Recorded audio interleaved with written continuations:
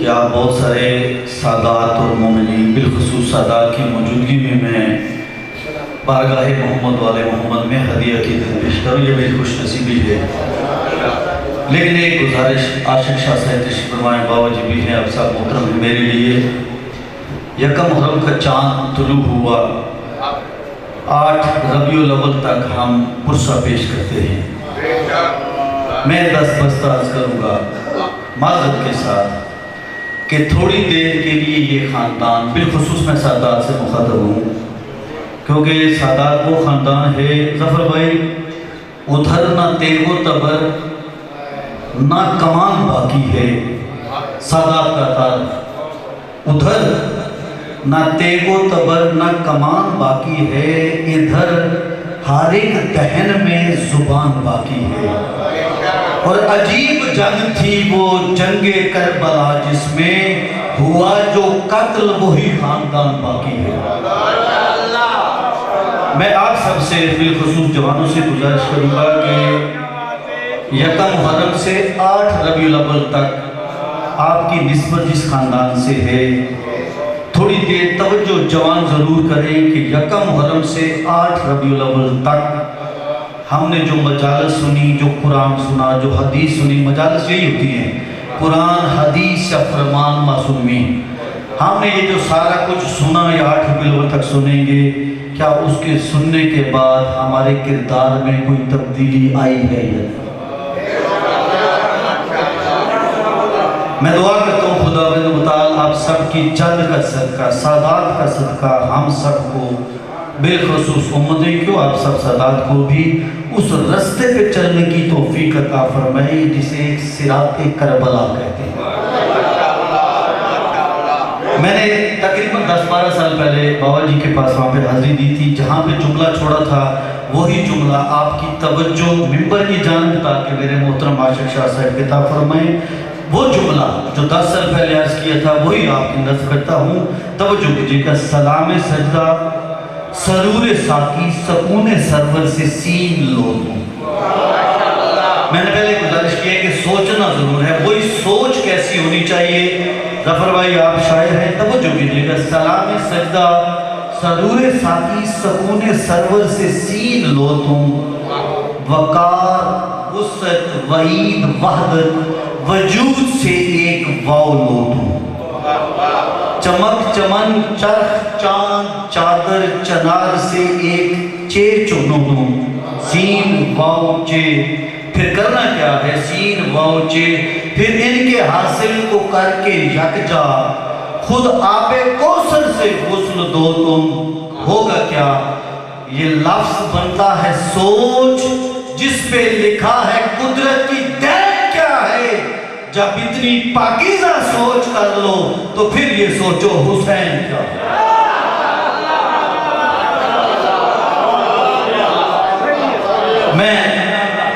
میں گزارش کروں گا میرے واجب الاحترام حجت الاسلام والمسلمین علامہ سید عاشق حسین نقوی صاحب سے کہ وہ تشریف لائیں اور اپنے مخصوص انداز میں فضائل و مصائب آل محمد بیان فرمائیں۔ تاجیل ظہور امام عصر کے لیے بلند تر صلوات۔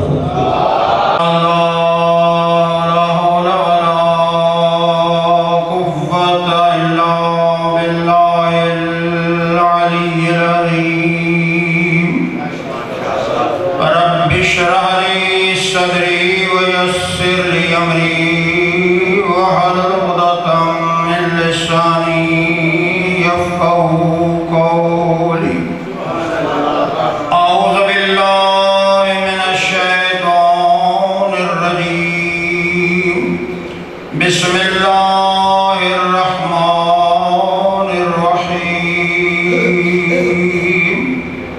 الحمدللہ رب العالمین، الصلاة والسلام علی اشرف الانبیاء والمرسلین،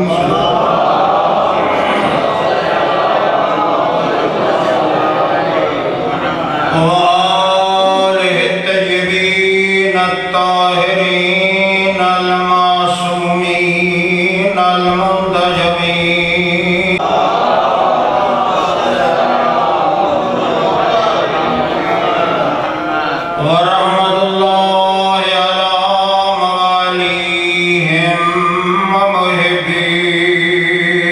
مشيتهم أجمعين ولعنة الله على أعدائهم من يوم عداوتهم إلى قيام يوم الدين أما بعد فقد قال الحسين عليه الصلاة والسلام إن الحسين يشهد أن لا إله إلا الله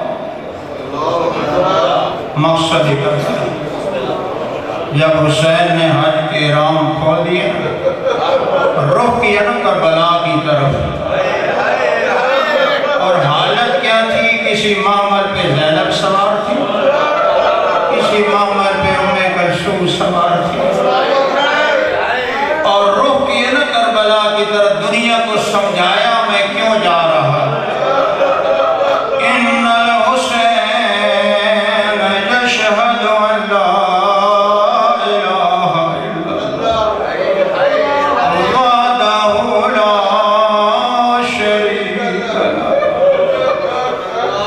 ان الحسین یشہد ان محمدن عبدہ ورسولہ وجاء بالحق من عند ربہ ان الحسین یشہد ان الجنت حق والنار حق والسؤال منکر ونکیر فی القبر حق وأن الساعة آتية لا ريب فيه إني لم أخرج أشرا ولا بدرا ولا مفسدا ولا ظالما بل إنما خرجت لطلب الإصلاح في أمة جدي إنما خرجت لطلب الإصلاح في أمة جدي أريد أن أمر بالمعروف وأنهى عن المنكر وأسير بسيرة جدي وأبي علي بن أبي طالب وما توفيقي إلا بالله وما توفيقي إلا بالله عليه توكلت وعليه أنيب صلوات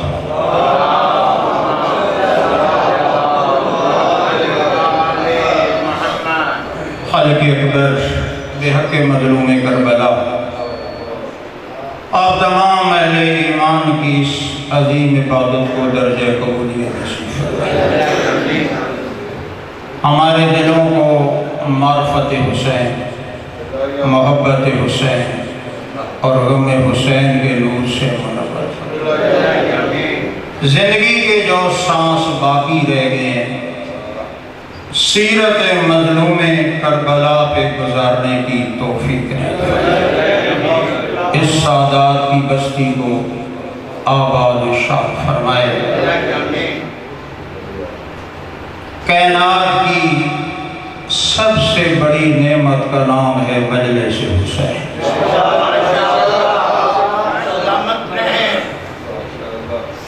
یہ اس کریم کے دروازے سے ملی ہے بڑا خوش نصیب ہے وہ انسان جسے یہ صفحہ ازار نصیب ہے بہت بڑی اس کریم کی یہ نعمت ہے اس کریم کی اتنی نعمتیں ہیں نا کہ اگر ہم گنتے جائیں زندگی ختم ہو سکتی ہے اس کریم کی نعمتیں اس کریم کی نعمتوں کو یہاں گنا نہیں جا سکتا آپ خود بھی کوشش کیا کریں کہ گھر میں تھوڑا سا سا وقت نکالا کریں، اپنی اولاد کو بٹھا کے نا سوچا کریں اس اللہ نے کتنی نعمتیں دی ہیں،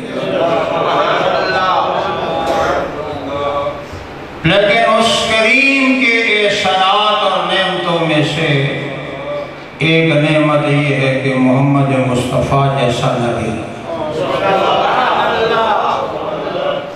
دونوں جہانوں کا رحمت نبی کہاں سے ملا؟ اس چوکھٹ کا نام کیا ہے؟ اس دروازے کا نام کیا ہے جس دروازے سے محمد مصطفیٰ جیسا نبی؟ وہ چوکھٹ بجھانے کے قابل نہیں ہے، وہ دروازہ ذات احدیت ہے جس دروازے سے محمد مصطفیٰ جیسا کتنی عظمت والی وہ چوکھٹ اور دروازہ ہے جس دروازے سے علی جیسا امام۔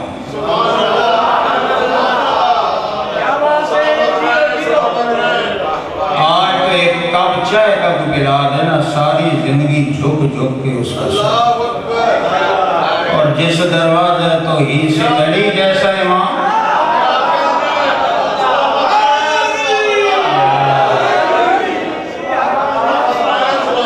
شیعہ اتنا بے انصاف نہیں، مومن اتنا بے انصاف نہیں ہوتا جو چائے کا کپ پلائے جب بھی ملے احترام سے سلام، اور جس دروازے سے علی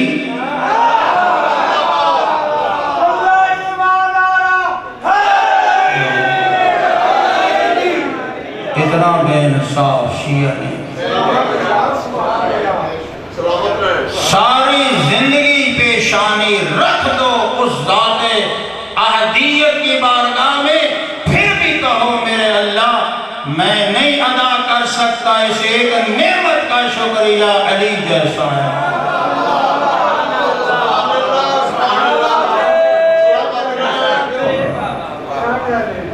کتنی وہ عظمت والی چوکھٹ جس پہ زہرا جیسی آقا زادی۔ سوچئے اپنے نفس سے بھی پوچھئے، بتائیں اپنے آپ کو مخاطب کر کے بتائیں وہ چوکھٹ وہ دروازہ کون سا ہے جہاں سے زہرا جیسی آقا زادی؟ کیا وہ چوکھٹ بھلانے کے قابل ہے؟ کیا اس چوکھٹ پہ اس شیعہ کی پیشانی نہ جھکے جس چوکھٹ سے شیعہ کو اللہ نے زہرا دی ہے؟ کتنی بڑی نعمت یہ اس دروازہ توحید کے علاوہ کوئی جھکنے کے لائق چوکھٹ ہے، کوئی لائق نہیں۔ آؤ میں بتاتا ہوں، کسی غیر معصوم سے نہ پوچھو وہ کتنے عظمت والی چوکھٹ ہے۔ اس ذات احدیت کی چوکھٹ کو اگر پہچاننا ہو تو دیکھو جس چوکھٹ کے سامنے محمد مصطفیٰ کی پیشانی جھکتی ہے،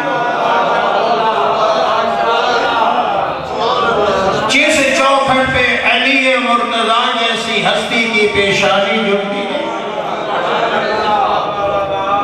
جھک کے علی ابن ابی طالب اس ذات کا قصیدہ پڑھتے یہ فرماتے ہیں، الہی کفا بی اذن ان اکون لکا عبدا، اے میرے معبود، اے میرے آقا، اے میرے خالق، تیری اس نعمتوں کی بھری ہوئی دنیا میں علی کے لیے بس یہ عزت کافی ہے، میں تیرا عبد ہوں۔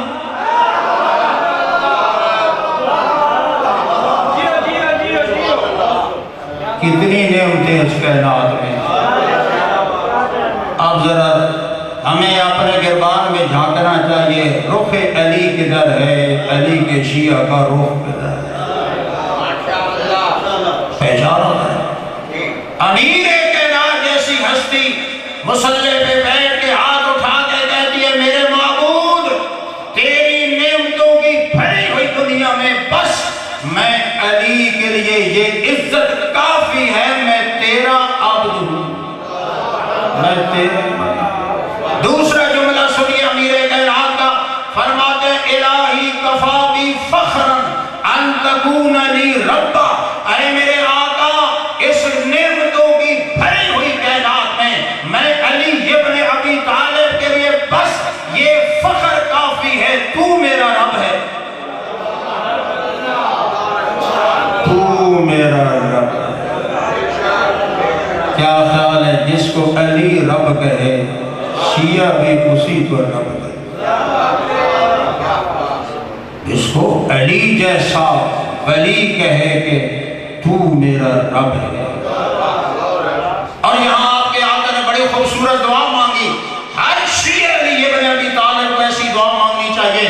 علی ابن ابی طالب نے حسنین کے بابا نے ہاتھ بلند کیے اور دعا مانگی، الہی انت کما احب فاجعلنی کما تحب، اے میرے معبود تو اس کمال کی منزل پہ فیض ہے جہاں میں علی چاہتا تھا، میرا رب اس کمال کی منزل پہ فیض ہو، اب تو بھی علی کو ایسا بنا جیسا تو چاہتا ہے کہ علی ایسا ہو، اب تو بھی علی کو ایسا بنا جیسے تو چاہتا ہے۔ جب مولا نے ایسی دعا مانگی تو پھر اللہ نے علی کو ایسا بنایا، نہ کائنات میں کوئی آیا ہے نہ آیا۔ ہر شیعہ کو نماز مصلی پہ بیٹھ کر یہ دعا مانگنی چاہیے، اے میرے اللہ، اے میرے معبود، اے میرے خالق، اے میرے رازق، تو نے تو مجھے ایسا امام دے دیا جیسا میں شیعہ چاہتا تھا کہ ایسا امام دے، اب تو بھی مجھے علی کا ایسا شیعہ بنا جیسے علی چاہتے ہیں کہ میرا شیعہ۔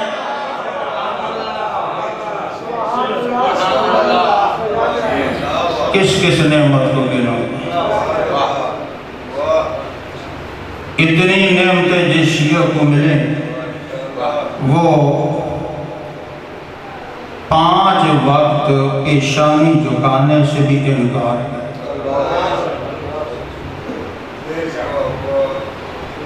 یہ بہت بڑی نعمت ہے مجلس حسین، یہ مجلس معمولی آنے جانے کی محفل کا نام ہے۔ اللہ کی اس کائنات میں، اللہ کی اس دھرتی میں سب سے بڑی الہی یونیورسٹی کا نام ہے مجلس حسین، سب سے بڑی انسانی تربیت گاہ کا نام ہے مجلس حسین۔ پہچانا مجلس حسین کیا ہے؟ پوری کائنات کی یونیورسٹیوں کو دیکھ لو، آپ کو ہر یونیورسٹی میں دنیا کا فن ملے گا، دنیا کا ہنر ملے گا، دنیا کے کمالات ملیں گے، لیکن دنیا کی کسی یونیورسٹی میں درس انسانیت نہیں ملے گا، درس معرفت نہیں ملے گا، درس بندگی نہیں ملے گا، درس احترام نہیں ملے گا، درس حقوق نہیں ملے گا۔ اگر یہ سارے درس انسانیت ملیں گے تو اس کا نام مجلس حسین۔ اور مجلس حسین کا بانی اللہ خود ہے، ہم میں سے نہ کوئی بانی ہے نہ کوئی متولی ہے، ہم شاگرد ہیں۔ مجلس حسین میں جو بھی آئے صرف ایک نیت لے کے آئے، میں شاگرد بن کے آ رہا ہوں، مرد ہوں تو درس حسین سنوں گا، عورت ہوں تو درس زینب سنوں گا۔ مجلس میں شاگرد بن کے آنا چاہیے۔ اس مجلس حسین کا بانی اللہ ہے، اور اس مجلس حسین کی حسینی درسگاہ کے پہلے معلم کا نام محمد مصطفیٰ، دوسرے معلم کا نام علی مرتضیٰ، اور قیامت تک آنے والی عورتوں کے لیے عالمہ اور معلمہ کا نام سیدہ زہرا۔ اور اس مجلس حسین کی درسگاہ کا نصاب تعلیم قرآن. اب بتاؤ اس درسگاہ کا نتیجہ کیا ہونا چاہیے؟ اس یونیورسٹی، اس درسگاہ جو آپ کو نصیب ہے، آپ کی اولاد کو نصیب ہے، آپ کی خواتین کو نصیب ہے، کائنات میں ایسی یونیورسٹی نصیب دی ہے کہ جس کا نصاب قرآن ہو، جس کے معلم کا نام محمد مصطفیٰ ہو، جس کے معلم کا نام علی مرتضیٰ ہو، جس کی معلمہ کا نام سیدہ زہرا ہو. بتاؤ کیسے شاگرد نکلے؟ یہ جب یونیورسٹی مکہ کی سرزمین پہ قائم ہوئی نا، کچھ معصوم شاگرد نکلے، کچھ غیر معصوم.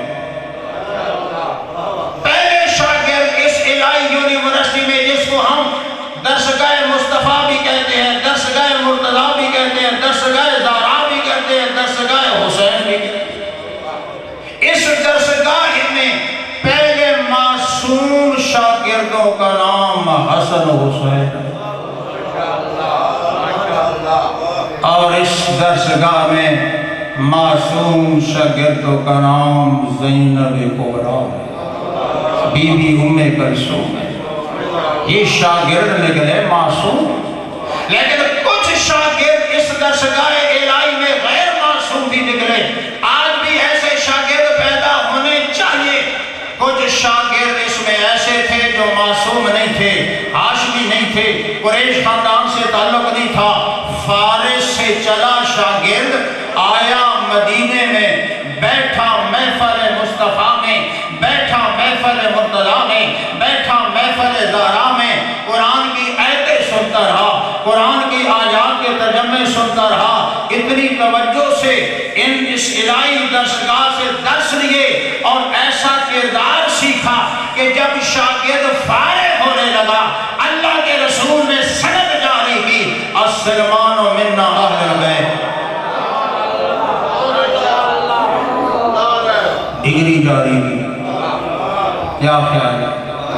ہمیں بھی ڈگریاں ملنی چاہیے کہ جس کو 40 سال ہو گئے حسین کی مجلس میں، بال سفید ہو گئے، بوڑھا ہو گئے، 35 سال 25 سال جو میری مائیں بہنیں زندگی بھر آتی رہی اس مجلس ثانیہ زہرا میں، کیا ان کو ڈگریاں نہیں ملنی چاہیے؟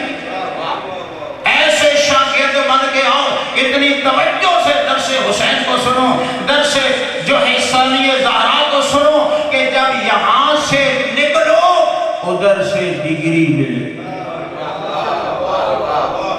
اور کربلا میں بھی حسین ایسے ایسے استاد لے کے آیا تھا. کیا خیال ہے؟ امام اچانک کربلا آ گئے. پوری مدینے سے الہی یونیورسٹی لے کے کربلا آ گئے. کسی ایسے ایسے استاد لے کے آئے. کسی استاد کا نام عباس، کسی استاد کا نام علی اکبر، کسی استاد کا نام قاسم، کسی استاد کا نام اون محمد ہے، کسی استاد کا نام ابراہیم محمد ہے. ایسے استاد زہرا کا لال کیوں لے کے آیا؟ کیونکہ کربلا میں انسانوں کی ایسی حسین تربیت کرنا چاہتا تھا تاکہ دنیا کو پتہ چل جائے کہ انسانوں کی تربیت کا نام مجلس حسین. اور ایسے شاگرد دربار میں آئے جنہوں نے سچی شاگردی اختیار کی. ایسے شاگردی اختیار کی ہے ہر وقت توجہ حسین کی طرف ہوتی تھی، ہر طرف توجہ حسین کی زبان کی طرف ہوتی تھی. میرے آقا کہتے کیا ہیں، میرے آقا کرتے کیا ہیں، میرے آقا کی مشیت کیا ہے. اتنی توجہ سے کربلا کے میدان میں حسین کی شاگردی کی ہے. ایک صحابی جس کا نام ابو ثمامہ صیداوی ہے، اس نے جب عرض کی نا مولا میں چاہتا ہوں شہادت سے پہلے آپ کی ابتدا میں نماز پڑھ لوں. نماز بڑی قیمتی چیز ہے.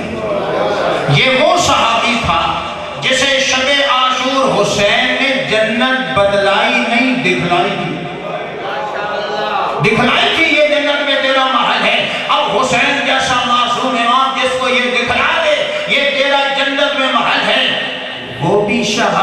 سے پہلے نماز یاد کرتا ہے. جب اس نے نماز یاد کی نا تو حسین نے ڈگری دی. ہر مجلس میں آنے والے شاگرد کو ڈگری لے کے جانا چاہیے. حسین سے بھی ڈگری لینی چاہیے, ثانی زہرا سے بھی ڈگری لینی. آقا نے اس کی زبان سے جب نماز کا لفظ سنا نا فرمایا یا ابا سما و سیدادی جعلک اللہ من الذاکرین من المصلین الذاکرین. میں اللہ سے دعا مانگتا ہوں اللہ تجھے بروز محشر ان نمازیوں میں معشور فرمائے جنہوں نے مشکل گھڑی نماز کو یاد رکھا. ایسی ڈگریاں لے کے اٹھے.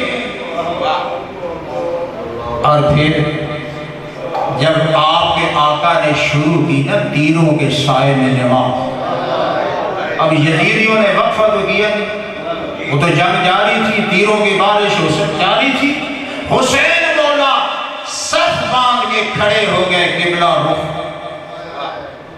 اب جناب سید نے کیا کیا, امام کے آگے تاکہ جدھر سے تیر آئے میرے آقا کو نہ لگے میرے جسم میں بھی رسے. امام بڑے اطمینان سے اللہ کو سجدہ دیتے رہے, رکوع کرتے رہے, تسبیح پڑھتے رہے. سعید اپنے بدن پہ تیروں کو لیتا رہا, ادھر سلام پھیرا, ادھر نماز مکمل ہوئی, ادھر سعید خاک کربلا پہ گر پڑا. اتنے تیر پہ بس ہو چکے تھے. جناب سعید معمولی کام نہیں کر رہا تھا, ایک ہی وقت میں امام کی بھی حفاظت کر رہا تھا, اللہ کی نماز کی بھی حفاظت کر رہا تھا. پہنچے مولا حسین اس کے سرانے اور جناب سعید کا سر اٹھایا. جناب سعید نے امام کے چہرے کی زیارت کر کے سوال کیا, هل وفیت یا ابن رسول اللہ, فرزند رسول میں نے حق وفا ادا کر دیا. پوچھ رہے, سوال کر رہا ہے, اس لیے کہ ہر مومن ہر شیعہ کو پوچھنا چاہیے میرا یہ عمل قبول بھی ہے یا نہیں, میری عبادت قبول بھی ہے یا نہیں. اس لیے جناب سعید پوچھتے ہیں حل یا ابن رسول الحل وفیتو, میں نے حق وفا ادا کر دیا. اب حسین نے ڈگری دی, حسین نے سند جاری کی, فرمایا ہاں یا سعید انت امامی فی الجنت, تو جنت میں, میں حسین کے آگے آگے. کتنے بہترین استاد حسین. نوجوانوں کو چاہیے کہ کربلا کے معلمین کو نہ بھولو. نوجوانوں کو نہ علی اکبر بھولنا چاہیے نہ عباس. کون ہے عباس؟ آپ شب جمعہ کو زیارت وارثہ پڑھتے ہیں نا, پڑھنی چاہیے, اس کا بڑا ثواب ہے. زیارت وارثہ کے نیچے چند صخرے ہیں, ام البنین کے چند سرکار وفا. اور یہ معصوم نے زیارت پڑھی, حضرت عباس کا تعارف کرایا ہے. میں نوجوانوں کو حضرت عباس کا تعارف کرانا چاہتا ہوں تاکہ پتہ چل جائے سرکار وفا کی عظمت کیا ہے, سرکار وفا کا کردار کیا ہے, سرکار وفا کی سوچ کیا ہے. ہم کھڑے ہو جاتے ہیں قبلہ رخ اور اپنے آقا صاحب وفا کو سلام کرتے ہیں, السلام علیکہ ایھا العبد الصالح. ہمارا سلام ہو کس پر؟ عبد صالح, جو نیک بندہ. المطیع للہ ولرسول وامیر المومنین والحسن والحسین. ہمارا سلام ہو اس ہستی پر جو اللہ کا بھی اطاعت گزار تھا, اللہ کے رسول کا بھی اطاعت گزار تھا, حسن و حسین کا بھی اطاعت. یہ قیمتی مجلس نصیب ہے, یہ پاک محفل, اس سے کچھ لے کے جو خالی, لیکن لو فقط وہی جو درس حسین, صرف وہ لو اس درس کو سیکھو جس پہ حسین بھی راضی ہو, حسین کی ماں بھی راضی. کربلا کا تعارف زہرا کے لال نے خود کرایا. کسی معصوم سے پوچھنے کی, غیر معصوم سے پوچھنے کی ضرورت نہیں ہے. 100 مجلسیں غریب کربلا نے اپنی خود پڑھی ہے. غریب کے دربار سے لے کر عصر عاشور شہادت تک ایک ایک قریے میں، ایک ایک گاؤں میں، ایک ایک منزل میں غریب کربلا نے اپنی مجلس خود پڑھی اور وہ چھپی ہوئی ہے، پڑھے آپ 100 جو ہے مدرسے ہیں جن کا نام ہے خطبات امام حسین، اردو میں چھپ چکی ہے، نوجوانوں کو پڑھنا چاہیے۔ ان مجلسوں میں سے ایک چھوٹی سی مجلس میں نے آپ کے سامنے ابتدا میں پڑھی تھی، میں اس کا ترجمہ کرتا ہوں تاکہ پتہ چل جائے کہ کربلا ہے کیا، تاکہ پتہ چلے مجلس کس مقام کا نام ہے، تاکہ پتہ چلے مجھے آنا کیسے چاہیے اور پھر واپس جانا کیسے چاہیے۔ زہرا کا لال فرماتا ہے حسین گواہی دیتا ہے۔ کون گواہی دیتا ہے؟ حسین۔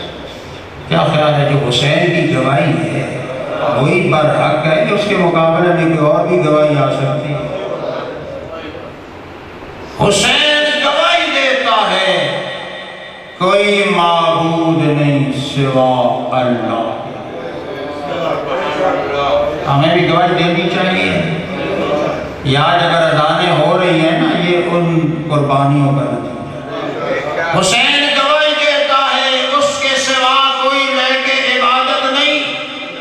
حسین گواہی دیتا ہے وہ وحدہ لا شریک ہے، اپنی ذات میں بھی، اپنی صفات میں بھی، اپنے اعمال میں بھی، اپنے افعال میں بھی، اور اپنی عبادت و بندگی میں بھی وحدہ لا شریک۔ حسین گواہی دیتا ہے محمد عبد خدا ہے اور اس کا رسول ہے۔ اب بتاؤ سید الشہداء جیسے امام نے جب اپنے نانا کا تعارف کرایا تو 2 لفظ استعمال کیے، یہ معرفت بات۔ پہلے کیا فرمایا؟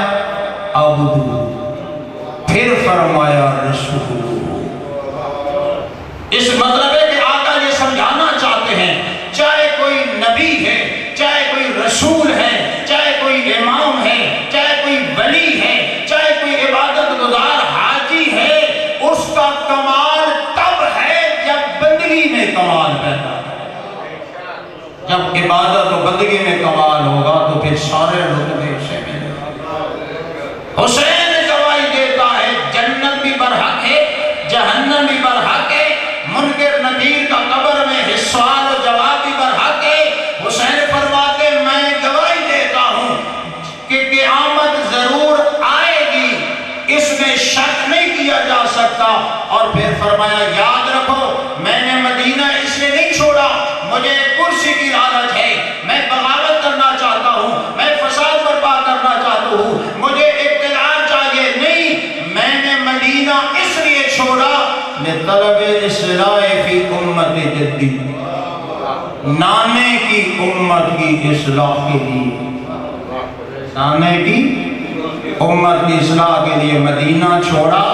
بلکہ حسین یہ کہہ رہے ہیں نانے کی امت کی اصلاح کے لیے علی اکبر کو لے جا رہا ہوں ساتھ، عباس کو بھی ساتھ لے جا رہا ہوں، قاسم بھتیجے کو بھی ساتھ لے جا رہا ہوں، اور محمد کے بھانجوں کو بھی ساتھ لے جا رہا ہوں، یتیمان مسلم کو بھی ساتھ لے جا رہا ہوں۔ حتیٰ کہ حسین کہہ رہے ہیں نانے کی امت کی اصلاح مجھے اتنی پیاری ہے، ان بہنوں کو ساتھ لے جا رہا ہوں جنہوں نے کبھی گھر کی چوکھٹ سے غیر قدم نہیں۔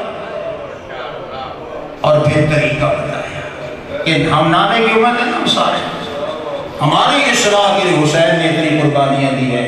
فرمایا میں کیسے اصلاح کرنا چاہتا ہوں؟ اریدو، میں حسین چاہتا ہوں، اریدو، میں حسین چاہتا ہوں، شیعان حسین، جو حسین آقا کی چاہت ہے شیعہ کی بھی وہی چاہت ہونی چاہیے۔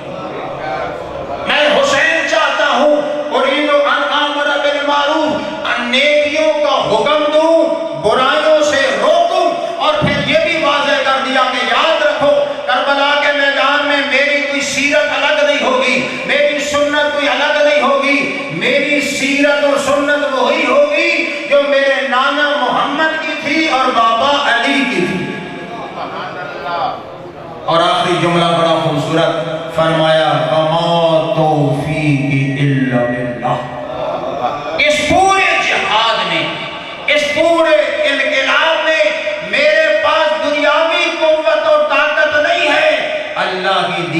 तौफीक, अल्लाह की दी हुई तौफीक है। और फरमाया अलैहि तवक्कल, तो पूरे जिहाद में मैं हुसैन का भरोसा सिर्फ अल्लाह की ज़ात पर है। अलैहि उनीब, आखिरी जुमला ज़रा जलाल ने फरमाया मेरे इस सारे जिहाद का नतीजा भी सिर्फ अल्लाह है, अल्लाह की खातिर है। दर्स से करबला का सबसे बड़ा जो दर्स है ना अज़ीज़ाने, इस मजलिस का सबसे बड़ा जो पैगाम जाना चाहिए वो ये है कि जो भी अमल करो अल्लाह की रज़ा, अल्लाह की रज़ा की खातिर। इसलिए कि ज़हरा का लाल बैठा है करबला में लाशों के दरमियान, बिखरे हुए प्यारों के लाशें हैं। हुसैन बैठ गया तशहुद की तरह और हाथ आसमान की तरफ बुलंद करके दुनिया को बताया मकसद क्या है इन कुर्बानियों का। फरमाया तरक्तु खल्कन तुर्रन फी हवा, ऐ मेरे माबूद मैंने सब कुछ कुर्बान कर दिया सिर्फ तेरी मोहब्बत में, सब कुछ कुर्बान कर दिया तेरी मोहब्बत में। ऐ तमतुल अयाल गए अराका, ऐ मेरे माबूद अब हुसैन सकीना को यतीम कराने के लिए भी तैयार हो गया ताकि कल तेरा दीदार नसीब हो। लो कुतैतु बिस्सयूफ इरबन इरबन लमहनल फवाद इला सिवाका, ऐ मेरे माबूद अगर ये यजीदी तलवारें हुसैन के जिस्म का टुकड़े टुकड़े भी कर दें, रेजा रेजा भी कर दें, मेरे माबूद हुसैन तुझसे वादा करता है मेरा दिल तेरे गैर के सामने नहीं झुकेगा, मेरा दिल तेरे गैर के सामने। जिस्म को रेजा रेजा किया, लाश पे घोड़े दौड़ाए, लेकिन हुसैन के दिल में सिवा खुदा की मोहब्बत के कुछ न था। हद हो गई है रिज़ाए खुदाबंदी के जज्बे को मेराज तक पहुंचाया ज़हरा के लाल ने। उस वक्त उठाया हुआ हाथों पे लाशे अल-यसर, गर्दन कट चुकी है, खून रिस रहा है। गरीबे करबला खैमे की तरफ बढ़ते हैं, करीब जाके फिर वापस सोचते होंगे किसकी गोद में रखूंगा। माँ की गोद में रखता हूँ तो रूह परवास करता, सकीना की गोद में रखता हूँ उसकी रूह पर। 7 मरतबा हुसैन बढ़े, 7 मरतबा मुड़े, लेकिन हुसैन की जुबान पर क्या था? हाथ पे लाशे यानी यसर है, जुबान पर क्या था?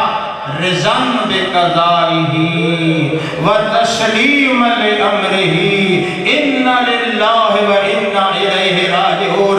आंखों पे अस्तर उठा के अपने खालिक से क्या बात कर रहे हैं? ऐ मेरे अल्लाह मैं हुसैन तेरे हर फैसले पे राजी, मैं हुसैन तेरे हर फैसले पर राजी और तेरे हर हुक्म के सामने सर तस्लीम ख़म। नाने का दीन प्यारा न होता ना, हुसैन कभी करबला में न नाने के दीन अगर शियों के पास न हो तो किसके पास? जिस दीन की खातिर हुसैन ने अपना सारा भर दिया। मैदान करबला में यजीदियों को उस वक्त खिताब करते हैं जब बाकी सारे मारे गए, तनहा हुसैन रहे। दीन की मोहब्बत, आज दीन से वो प्यार करे जिसके दिल में हुसैन की मोहब्बत है। उस वक्त कहते हैं इन कान दीन मोहम्मद लम यस्तकिम इल्ला बिक़त्ली या सयूफ हुसैन। फरमाते हैं अगर अब भी मेरा नाने का दीन नहीं बच सकता ना, सिवाय इसके कि मैं कत्ल हो जाऊं, मैं दावा देता हूं यजीदी तलवारों को, आओ हुसैन का बदन हाजिर है। क्या ख्याल है? इस दीन की मार्फत हम पे वाजिब है या बताओ? हर शिया आकिल और बालिग पर वाजिब है वो दीन मुस्तफ़ा की मार्फत। हर शिया आकिल बालिग, जिसको भी अल्लाह ने अकल दी है اور جس کو بھی اللہ نے 15 سال تک پہنچا دیا اور بالغ بنا، عورت ہے تو 9 سال، مرد ہے تو 15 سال، دین کی معرفت واجب ہے۔ یہ ضروری نہیں کہ سارے مجتہد بن جائیں، عالم بن جائیں، اتنا دین کا سیکھنا واجب ہے جتنا اس کا اپنا دین ہے۔ اس کے اپنے واجبات، اس نے نماز بھی پڑھنی ہے، روزہ بھی رکھنا ہے، زکوٰۃ بھی دینی ہے، نکاح بھی کرنا ہے، طلاق کی بھی ضرورت آ جاتی ہے، تجارت بھی اس نے کرنی ہے، زراعت بھی اس نے کرنی ہے، سیاست بھی اس نے کرنی ہے۔ ہر شیعہ کی اپنی ضرورت کا جو دین ہے وہ اسی نے حاصل کرنا ہے۔ دین واجب ہے ہر کسی پر اس کی معرفت حاصل کرے، اس لیے کہ حسین نے سارا سرمایہ اس لیے قربان کیا نانے کی شریعت۔ آج ہم پہ واجب ہے شریعت محمد کا حلال بھی پتہ ہو، شریعت محمد کا حرام بھی پتہ ہو، واجب بھی پتہ ہو، مکروہ بھی پتہ ہو، مباح بھی پتہ ہو، یہ بھی پتہ ہو نجاست کیا ہے، طہارت کیا ہے، یہ بھی پتہ ہو کہ والدین کے حقوق کیا ہیں، یہ بھی پتہ ہو، بیوی کے حقوق کیا ہیں، یہ بھی پتہ ہو، شوہر کے حقوق کیا ہیں، یہ بھی پتہ ہو، مومن ہمسائے کے حقوق کیا ہیں۔ دین کی معرفت واجب ہے، اور دین کا سرچشمہ کیا ہے؟ قرآن۔ دین کہاں سے حاصل کر رہے ہیں؟ قرآن کی آیتوں سے۔ نہ ہمیں قرآن کے بیر سے دین دیا گیا، نہ ہم نے قرآن کے بیر سے دین لینا ہے۔ سید الانبیاء نے خود واضح کر دیا تھا، انی تارک فیکم الثقلین کتاب اللہ وعترتی اہل بیتی ما ان تمسکتم بہما لن تضلوا بعدی۔ یاد رکھو میں اپنے بعد تمہاری ہدایت کے لیے 2 چیزیں چھوڑ کے جا رہا ہوں، ایک کا نام اللہ کی مقدس کتاب قرآن ہے، اور دوسری چیز کا نام میری عترت اہل بیت۔ تو پھر دین کہاں سے لے جائیں؟ قرآن سے۔ یا معصوم کے سید الانبیاء نے بھی ہمیں اپنی طرف سے کوئی دین نہیں دیا، اور یہ اللہ نے ضمانت دی ہے، وما ینطق عن الہوی ان هو الا وحی یوحی۔ میرا حبیب اپنی مرضی سے نہیں بولتا، جب بھی بولتا ہے زبان مصطفیٰ، حکم اللہ ہے۔ پیغمبر کی وحی آتی تھی، بولتے تھے، وحی رک جاتی تھی، پیغمبر کی تبلیغ بھی رک جاتی تھی۔ جب پیغمبر اللہ کی آیات سے بغیر دین نہیں دیتے تو ہم کون ہوتے ہیں جو معصوم زبان سے علاوہ دیں؟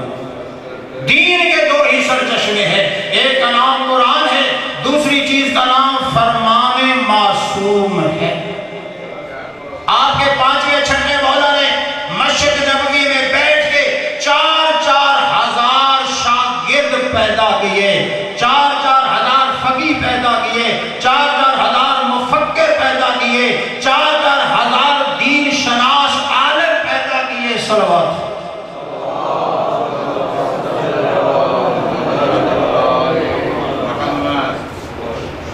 یاد ہے کہ آپ کے 5ویں آقا 6ٹھے آقا کہاں بیٹھے؟ مسجد نبوی میں۔ پوری دنیا سے آتے، حلال محمد بھی سیکھتے، حرام محمد بھی سیکھتے، اور اتنی شریعت مصطفیٰ کی تعلیم دی۔ یہ اعزاز ہے 5ویں 6ٹھے امام کا، اور ہمیں بھی اعزاز ہے کہ وہ ہمارے امام اور حجت ہیں۔ اتنے شاگرد پیدا کیے، حدیث میں، تفسیر میں، احکام میں، دیگر تمام جو ہے وہ الہی جتنے بھی شعبے تھے، ایسے شاگرد پیدا کیے۔ پورے عرب اسلام میں جہاں کہیں بھی کوئی شخص بیٹھا ہوتا اور دین کی تعلیم دے رہا ہوتا، اس کی زبان پہ یہی لفظ ہوتے تھے، قال الباقر، قال الصادق، قال الباقر، قال الصادق۔ سبحان اللہ، اس کی زبان پہ یہ۔ اور ان ہستیوں نے اپنے شاگردوں کو صرف بتایا نہیں، دکھایا کہ میں جو کچھ تمہیں سکھا رہا ہوں نا، یہ میں نے یا قرآن سے لیا ہے یا نام محمد مصطفیٰ کی پاکیزہ زبان سے لیا ہے؟ حتیٰ کہ آپ کے چھٹے والا فرماتے ہیں دین معمولی چیز نہیں، شریعت کے احکام معمولی چیز نہیں، ہر کسی کے انسان لے لے۔ سچا صادق امام حجت خدا فرماتے ہیں میری ایک حدیث تم تک پہنچے اور اس کے اوپر میرا نام لکھا ہوا ہو، امام نے کہا میرے نام کے باوجود بھی فوراً نہ سمجھو وہ میری حدیث ہے، بلکہ امام نے ایک معیار دے دیا، ایک میزان دے دیا، میرے نام کی کوئی حدیث تمہارے پر پہنچے اسے قرآن پہ پرکھو، اسے قرآن کے ساتھ مطابقت کرو، اگر وہ حدیث قرآن کے مطابق ہے تو میرا فرمان ہے، اگر وہ قرآن کے مطابق تو میرا نہیں، کسی دشمن کی سازش ہے۔ تو دین کہاں سے لینا ہے؟ قرآن، اور ہم نے لیا ہر دور میں زبانیں کٹوائیں، گردنیں کٹوائیں، سروں کے مینار دشمنیں بنائے، لیکن دین معصوم زبانوں سے لیتے ہیں۔ حتیٰ کہ آیا غیبت کا زمانہ، کیا خیال ہے غیبت کے زمانے میں ہم نے دین کہاں سے لیا؟ امام تو پردے غیبت میں چلے گئے، ان کی ہم سے ملاقات نہیں ہو سکتی، ہم کوئی مسئلہ نہیں پوچھ سکتے، دین پھر بھی لینا معصوم زبان سے ہے، دین وہ لینا ہے جو قرآن سے نکلا ہو، دین وہ لینا جو معصوم زبان سے نکلا ہو۔ امام ہوئے 2 مرتبہ غیب، ایک کو آپ کہتے ہیں غیبت صغریٰ، ایک کو کہتے ہیں غیبت کبریٰ۔ غیبت صغریٰ ہے 70 سال۔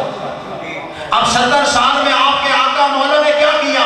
کیا نانے کی امت کو ایسے عطا چھوڑ دیا؟ نہیں، 4 نئے مقرر فرمائے، 4 نئے مقرر فرمائے، جن کو آپ کہتے ہیں نواب اربع۔ اب امام نے مقرر فرمائے، ان کے نام لیے، 70 سال جو بھی دین و شریعت کا حلال اور حرام کا مسئلہ ہوتا تھا شیعہ ان 4 فقہا سے لیتے تھے اور یہ حجت تھی۔ پھر غیبت کبریٰ کا زمانہ آ گیا، امام چلے گئے، کیا امام چھوڑ گئے مشینوں کو؟ کیا ایسے چھوڑ کے بے سہارا؟ نہیں، امام حجت خدا ہوتا ہے، وہ امت کو ایسے نہیں چھوڑ کے جاتا۔ یا آپ کے 11ویں امام نے بھی ایک حکم صادر فرمایا ہے کہ جب غیبت کا زمانہ آئے گا تم نے دین کہاں سے لینا ہے؟ فرمایا وَأَمَّا مَنْ كَانَ مِنَ الْفُقَهَاءِ صَائِنًا لِنَفْسِهِ حَافِظًا لِدِينِهِ مُخَالِفًا لِحَرَامٍ وَمُطِيعًا لِأَمْرِ مَوْلَاهِ فَلِلْعَوَامِ أَن يُقَلِّدُوهُ۔ امام حسن عسکری علیہ السلام فرماتے ہیں کہ جب غیبت کا زمانہ آئے گا فقہاء میں سے، مجتہدین میں سے، جن میں 4 نشانیاں ہوں گی، پہلی نشانی یہ ہوگی کہ وہ اپنے نفس پہ کنٹرول رکھتے ہوں گے، وہ دنیا پرست نہیں ہوں گے، دین بیچتے نہیں ہوں گے، اور اللہ کے دین کے وہ حافظ ہوں گے، نفس کی خواہشات کے مخالف ہوں گے، اپنے مولا کے بعد گزار ہوں گے۔ امام حسن عسکری فرماتے ہیں عوام پر واجب ہے ایسے فقیہ کی تقلید کریں، ایسے مجتہد کی تقلید کریں، واجب ہے۔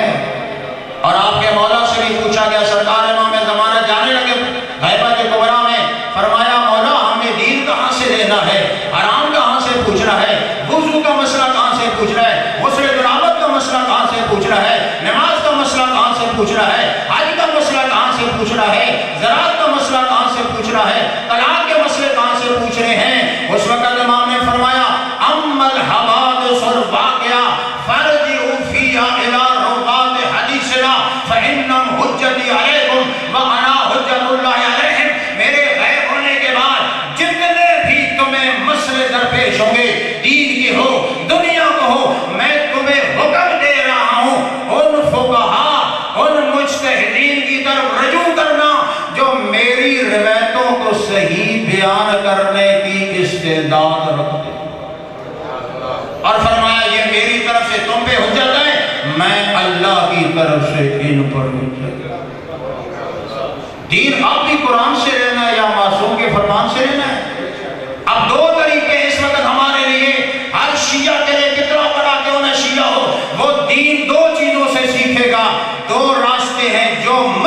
اختیار کر لے، مجبور نہیں ہے، یا خود مجتہد بنے اور قرآن سے حکم خدا نکالے، حدیث معصوم سے حکم معصوم، کوئی ضروری نہیں تقلید کرنا، کوئی پابندی نہیں، مرضی ہے، جو راستہ اختیار کر لو، مجتہد بنو، گھروں کو چھوڑ دو، کاروبار کو چھوڑ دو، بازار کو چھوڑ دو، چلے جاؤ نجف اشرف میں، مشہد مقدس میں، بی بی معصومہ قوم کے پاس 80 سال بیٹھو، 80 سال علم پڑھو، 25 علم پڑھنے پڑتے ہیں، 25 علم پڑھنے پڑتے ہیں، قرآن کو سمجھنے کے لیے، حدیث کو پرکھنے کے لیے۔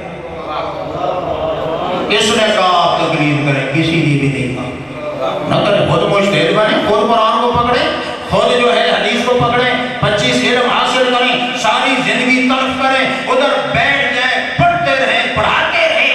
جب آپ کے اندر اتنا ملکہ پیدا ہو جائے گا، اتنا کمال پیدا ہو جائے گا کہ ہر مسئلے میں آیتوں سے حکم خدا نکالیں گے، حدیثوں سے حکم معصوم، اور ظاہر ہے یہ کام مشکل ہے، ہر بندہ تو نہیں جا سکتا، پیچھے دنیا کے اور بھی بڑے دھندے۔ دوسرا راستہ پھر کیا ہے؟ جو مجتہد بن گئے ہیں ان کی کریں تقلید، اور امام نے کہا ان کے حوالے کریں اپنا دین، میں جانوں مجتہد۔ بس دو ہی راستے، تیسرا راستہ شیعوں کے لیے نہیں ہے، یا دین سیکھنے کے لیے خود اجتہاد کرو، قرآن سے حدیث سے نہیں کر سکتے تو پھر جنہوں نے کیا ہے ان کی تقلید کرو۔ یہ عقلی بھی طریقہ ہے نا، بیٹا بیمار ہو جاتا ہے تو کہاں لے جاتے ہیں؟ سبزی فروش کے پاس، کسی ڈاکٹر کے پاس لے جاتے ہیں، مہر ڈاکٹر کے پاس، مکان بنانا ہو تو کسی مہر انجینئر کے پاس، زراعت کا مسئلہ پوچھنا ہو تو محکمہ زراعت کے ماہرین کے پاس۔ مجتہد یہ نہیں کرتا کہ اپنی مرضی کا فتویٰ دیتا ہے قرآن اور حدیث کے مقابلے میں، مجتہد کا یہ کام نہیں ہے۔ مجتہد کیا کرتا ہے؟ میں آپ کو مثال دے کے سمجھاتا ہوں۔ ہمارا علاقہ ویسے بھی تیل کا اور گیس کا اور معدنیات کا علاقہ ہے، جو ماہرین زمین شناس لوگ جنہوں نے ڈپلومے کیے ہوتے ہیں زمین شناسی کے، کہ تیل کہاں ہے، گیس کہاں ہے، معدنیات کہاں ہے، سونا کہاں ہے، چاندی کہاں ہے، وہ ڈگریاں حاصل کر کے زمین سے ہمیں تیل نکال کے دیتے، گیس نکال کے دیتے، پانی نکال کے دیتے، اپنے علم کو استعمال کرتے ہیں۔ مجھے بتاؤ یہ زمین شناس سائنسدان کیا اندر تیل پیدا کرتے ہیں؟ کیا اندر سونا پیدا کرتے ہیں؟ کیا معدنیات پیدا کرتے ہیں؟ نہیں، پیدا کچھ بھی نہیں کرتے۔ ہر نعمت زمین کے اندر موجود ہے، ہمیں پتہ نہیں کتنی گہرائی میں ہے، اسے نکالے کیسے؟ یہ ماہر علم صرف اللہ کی چھپی ہوئی نعمتوں کو نکال کے ہمیں دے دیتے،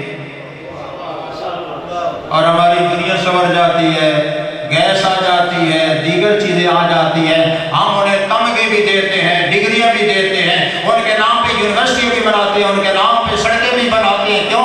ہماری دنیا کا فائدہ۔ بس میرے عزیزان، مجتہد کا کام بھی فقط یہ ہے کہ وہ 25 علم حاصل کرنے کے بعد کوشش کرتا ہے، علمی طاقت کو صرف کرتا ہے، آیتوں کے اندر جو حکم خدا چھپا ہوا ہے، حدیثوں کے اندر جو حکم معصوم چھپا ہوا ہے، وہ اپنی علمی کافے سے ہمیں حکم خدا نکال کے رکھ دیتا ہے،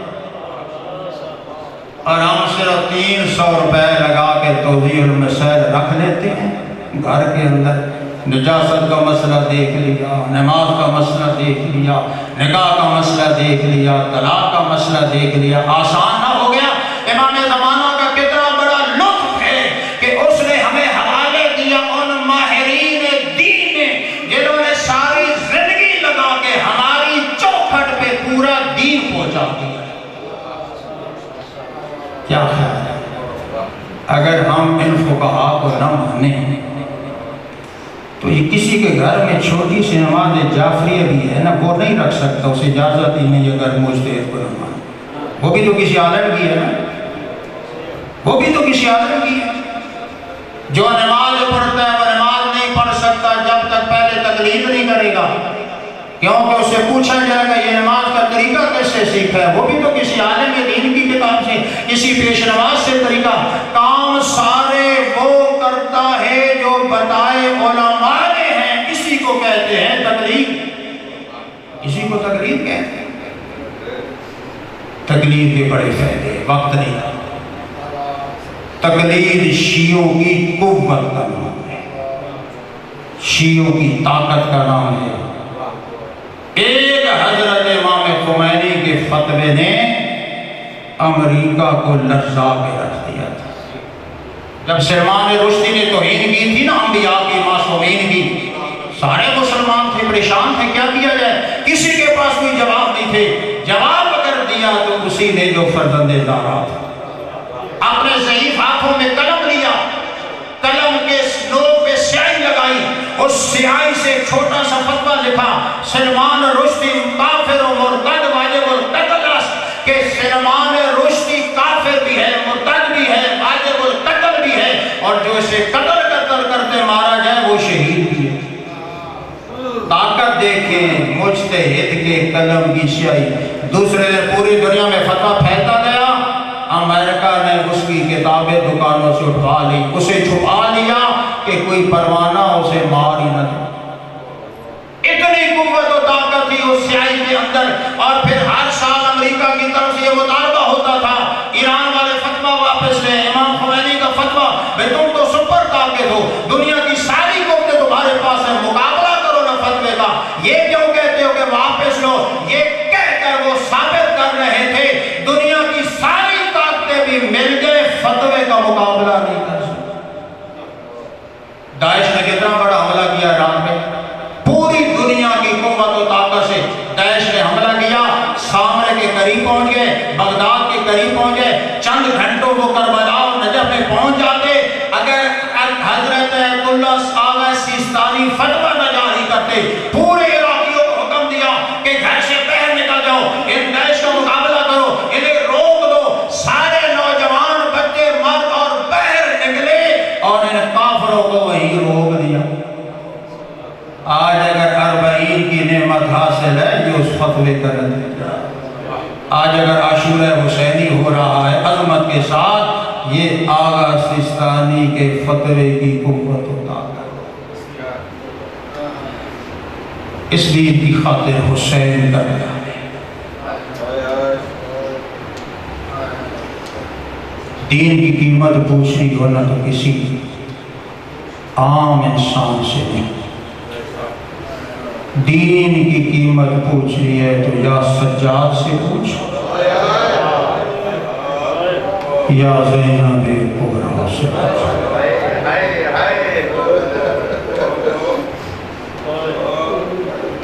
کون زینب کربلا میں آئی؟ سوچے نا، نانے کا دین کتنا پیارا تھا علی کی بیٹی، جن کی ماں کا جنازہ رات کے اندھیرے میں اٹھا تھا، اور جب کبھی بھی نانا کی زیارت کے لیے جاتے تھی تو رات کے اندھیرے میں جایا کرتے تھے۔ جب بھی اپنے بابا کو بی بی کہتی نا، بابا میں نے اپنے نانا کی قبر کی زیارت کرنی، علی جیسا بہادر فرماتا بیٹی صبر کرو، رات چھا جائے گی، رات کے پردے چھا جائیں گے، مسلمان اپنے گھروں کو چلے جائیں گے، میں آپ کو نانا کی قبر پہ جب رات چھا جاتی نا، علی اپنی بیٹیوں کو لیتے، آگے آگے علی، درمیان میں بیٹیاں، پیچھے حسن و حسین۔ جیسے ہی روزہ رسول قریب آتا نا، علی دوڑ کے آگے بڑھتے اور روزہ رسول کے چراغوں کو بجھانا شروع کر دیتے۔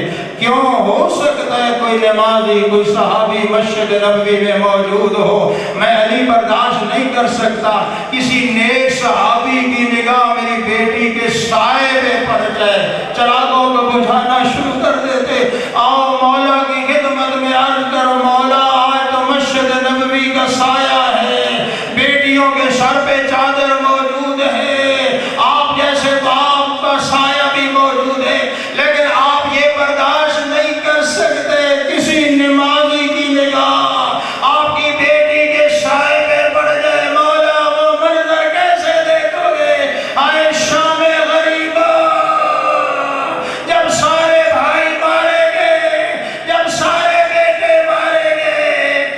ابھی یزیدی حسین کی لاش کو پامال کر رہے تھے، ابھی یزیدی حسین کی لاش پہ گھوڑے دوڑا رہے تھے، علی کی بیٹیاں خیموں میں بیٹھی ہوئی تھی کہ جنگ تو ختم ہو گئی، مرد سارے مارے گئے، اب مسلمان ہمیں اپنے نانا کے شہر مدینے پہنچائیں گے، لیکن کیا یہ حسرت پوری ہوئی؟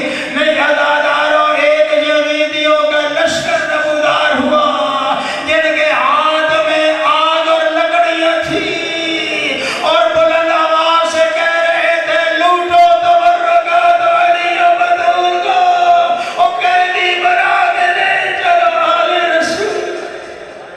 عزادار گھس گئے لعین اور فرموں میں کہ جہاں علی کی بیٹیاں بیٹھی ہوئی تھی، عزاداروں بڑی بے دردی سے لوٹا، کیونکہ ان کا ہاتھ روکنے والا عباس نہ تھے، ان کے ہاتھ روکنے والا علی اکبر موجود نہ تھا، کوئی بھی ان کا ہاتھ روکنے والا نہ تھا۔ عزاداروں کو ظالم کیا کرتے؟ اور کوئی سکینہ کا در چھین رہے، اور کوئی فاطمہ زہرا کے سر سے چادر چھین رہے۔ عزادار ایک لعین گھس گیا اس خیمے میں جہاں چادر تطہیر کی وارث علی کی بیٹی کھڑی تھی، اس لعین نے ہاتھ ڈالا بی بی کی چادر میں۔ عزادار بی بی نے آسانی سے چادر اس لعین کے حوالے نہیں کی ہے، اب ایک سرا بی بی کے ہاتھ میں ہے، دوسرا سرا اس لعین کے ہاتھ میں ہے۔ بی بی کوشش کر رہی تھی اگر ایک ٹکڑا بھی میرے ہاتھ میں رہ جائے اور میرے سر کا پردہ بن جائے، لیکن عزادار یہ پانی سے سیلاب ہو کے آیا تھا، وہ علیزہ یہاں پیاسی تھی۔ پھر کیا ہوا؟ عزاداروں یہ منظر سجاد نے دیکھا کہ نوکے نیزہ میں علی کی بیٹیوں کی چادریں سوار ہوئی۔ عزاداروں صرف لوٹا نہیں، لوٹنے کے بعد ظلم ختم نہیں ہوا۔ جب سب کچھ لوٹ چکا نا، علی کی ساری بیٹیاں خیمے میں جمع ہو گئی، ایک دوسرے کے پیچھے کھڑے کے اپنا پردہ بنا لیا، لیکن پھر کیا ہوا؟ لگ گیا اور خیموں سے دھواں اٹھنے لگا۔ عزاداروں علی جائیں تو کہاں جائیں؟ عزادار یہاں ایک بھی بڑی علی کی بیٹی جاتی اس خیمے میں جہاں زمانے کا امام سجاد بستر بیماری پہ پڑا ہے۔